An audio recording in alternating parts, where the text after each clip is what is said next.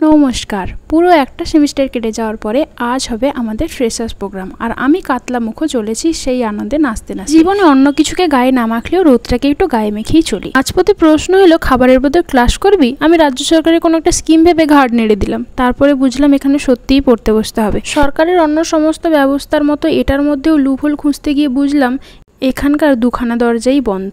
ভালো করে লক্ষ্য করতে বুঝতে পারলাম যারা শাড়ি পরে আছে তাদের মুখেই হাসি, আর যারা পরে নেই তারা বেশ মুখ পেঁচিয়ে রয়েছে। তাই নিজের জীবনের বেশি রিস্ক না নিয়ে একজন বন্ধুর আনা শাড়ি চট করে ছিনিয়ে পট করে পরে আমি চলে এলাম, যেখানে আমাদের সিনিয়ররা আমাদের মহাস্বাগতের ব্যবস্থা করে রেখেছিলেন। এখানে এসেই একটা চেয়ারে বসে ভাবলাম এরপরেই বোধহয় আমাদেরকে খাবার দেওয়া হবে, কারণ ক্লাস তো করে ফেলেছি কিন্তু এখনো খাবার পাচ্ছি না। আমাদের মিথ্যে প্রতিশ্রুতি দিয়ে ঠকিয়ে দিল কিনা এই ভয়ে যখন চিৎকার করতে যাব, অমনি সময় দেখি ইনস্টিটিউটের ভিসি ম্যাম আমাদেরকে দেখতে এসেছেন। আর আমাদের এই হাকাঙ্গাল অবস্থা দেখে আমাদের ভবিষ্যৎ অন্ধকার বুঝে উনি প্রদীপ জ্বালাতে উদ্যত হলেন। কিন্তু তারপরেও নিজের ভবিষ্যৎ দেখতে পাচ্ছি না, শুধু অনুষ্ঠান দেখতে পাচ্ছি দেখে স্ক্যাম হয়েছে ভেবে চিৎকার করতে যাব, সেই সময় বলে চুপ করিয়ে দেওয়া হলো। মানে কোনো কথা হয়? নবজাগরণের প্রতিবাদ এভাবে আটকালে চলবে? তো তারপরেই কিছু শিক্ষণীয় জিনিস দেখে আমি চুপ করে গেলাম। দেখলাম শেখাচ্ছে কিভাবে হবু জামাইকে বরণ করতে হয়, কিভাবে বিয়ে করতে হয়। তারপর বুঝলাম ভিসি ম্যাম আলো জ্বালিয়ে আমাদেরকে সত্যিই ভবিষ্যৎ দেখাচ্ছেন। কিন্তু তারপর বুঝলাম ও মা, এরা তো নাটক করছিল। যাই হোক, ওদের নাটকের পালা শেষ হতে আমরা নাচ গান আবৃত্তি এসবের জন্য হাত বাড়ালাম।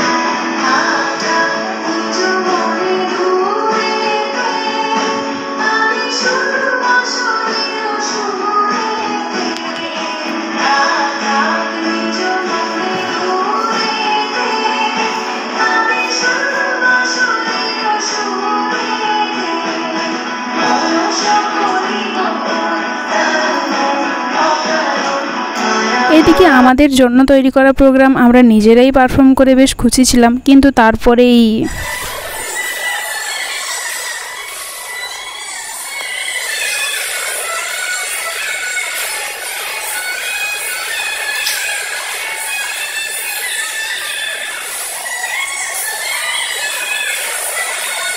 অনুষ্ঠান মোটামুটি ত্রুটিপূর্ণভাবেই চলছিল, কিন্তু মাত্রা তখন বাড়লো যখন বলল ওরা একটু আগে হওয়া বিয়েবাড়ির বরযাত্রীই বরণ করেনি। মানে এসব ত্রুটি মার্জনা করা যায় না, তাও কি করব, দাঁড়িয়ে পড়লাম। ওদিকে একজন দিদি বলল, হেবে ধেড়ে নাচিস তো। আমি হে হে হে বলে চলে এলাম। বাইরে গিয়ে দেখি আমারই মতো বেশ কয়েকজন নিজেদেরকে মাঠ গালার সেলিব্রিটি ভেবে প্যাপারাজিদের দিয়ে ছবি তুলছিল। আর ভেতরে এসে দেখি বরযাত্রীর বরণ নিয়েছিলাম বলে তার সাথে বরযাত্রীর টিফিনটাও দিয়েছে। তবে মনে হয় পন একটু বেশি চেয়ে ফেলেছিলাম বলে চাউমিনের মধ্যে একটু এক্সট্রা ফ্লেভার দিয়েছিল, যেটা খাওয়ার পর